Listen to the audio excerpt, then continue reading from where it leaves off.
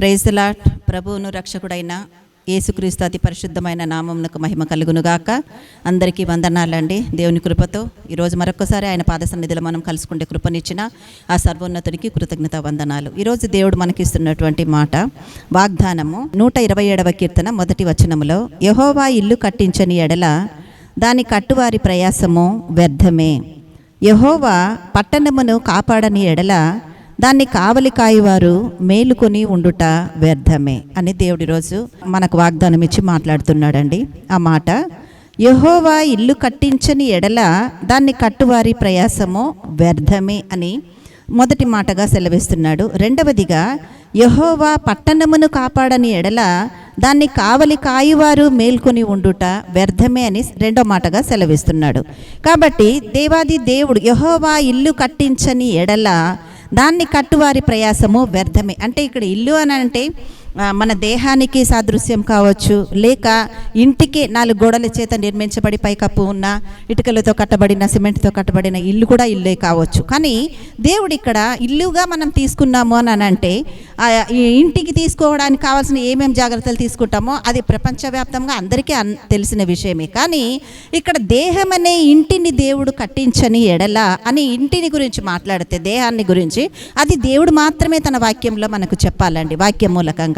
కాబట్టి ఆ ఇంటిని గురించి దేవుడు మనతో మాట్లాడుతూ ఆయన ఇస్తున్న మాట, యెహోవా ఇల్లు కట్టించని ఎడల దాన్ని కట్టువారి ప్రయాసము వ్యర్థమే అని దేవుడు అంటున్నాడు. ఇప్పుడు దేవుని వాక్యము ద్వారా కట్టబడి ఆ వాక్యమును విని విశ్వాసము ద్వారా రక్షణలోనికి వచ్చి విశ్వాసము ద్వారా అభిషేకమును పొందుకొని వాక్యానుసారముగా జీవిస్తూ ప్రతి విషయమందును దేవుని మీద ఆధారపడి ప్రతిదానికి దేవుని చిత్తమును తెలుసుకుంటూ ఆయన మీద ఆధారపడి ప్రతి విషయములోనూ ఆయన గణపరుస్తూ గణపరచిన కార్యములను బట్టి నెరవేర్చిన క్రియలను బట్టి దేవాది దేవుడికి కృతజ్ఞతాస్తుతులు చెల్లిస్తూ ఆయన ఎదుట ఉండగలిగిన వారమే దేవుని చేత కట్టబడిన వారమై ఉన్నాం.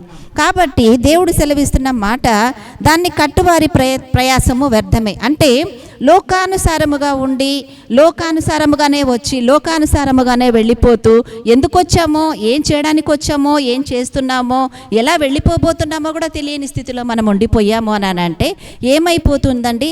దాన్ని కట్టువారి ప్రయత్నము వ్యర్థము. దీన్ని కట్టిన వారెవరు?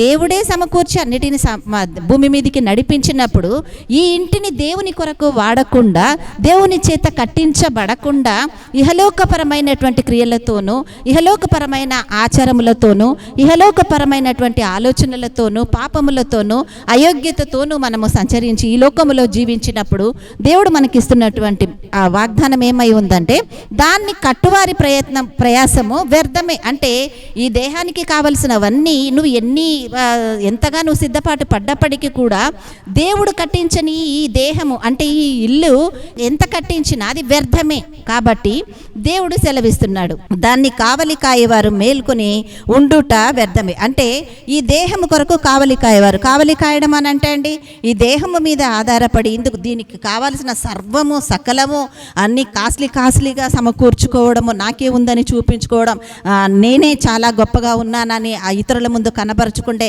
వ్యర్థమైనటువంటి ప్రయత్నములలో ఉన్నప్పుడు దేవుడు అంటున్నాడు, యెహోవా పట్టణమును కాపాడని ఎడల అంటే ఈ పట్టణమును దేవుడు కాపాడని ఎడల అంటే మనమున్న స్థితి కావచ్చు, మనమున్న సంఘము కావచ్చు, మనమున్న సమాజము కావచ్చు, దేవుని చేత ఏర్పరచబడిన ప్రతిదీ కూడా దేవుడు సెలవిస్తున్న మాట, ఆ పట్టణాన్ని యెహోవా కాపాడని ఎడల దాన్ని కావలి కాయువారు మేల్కొని ఉండుట వ్యర్థమే అని దేవుడు సెలవిస్తున్నాడు.